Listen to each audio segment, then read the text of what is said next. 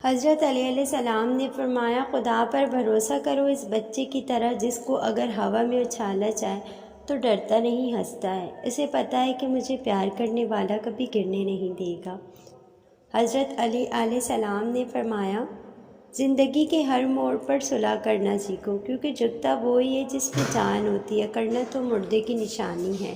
اسلام نے فرمایا، صرف دو لوگ مقدر والے ہوتے ہیں، ایک وہ جنہیں وفادار دوست ملتا ہے اور دوسرا وہ جن کے ساتھ ماں کی دعائیں ہوتی ہیں۔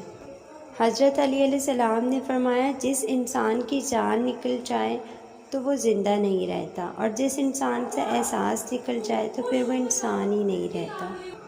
حضرت علی علیہ السلام نے فرمایا، میں اپنے بڑوں کا احترام اس لیے کرتا ہوں کہ ان کے ثواب مجھ سے زیادہ ہے، اور اپنے چھوٹوں کا احترام اس لیے کہ ان کی گناہ مجھ سے کم ہے۔ اللہ کے خزانوں میں سب سے قیمتی خزانہ راہ ہدایت ہے۔ اللہ کریم ہم سب کو صراط مستقیم پہ چلنے کی توفیق عطا فرمائے، آمین۔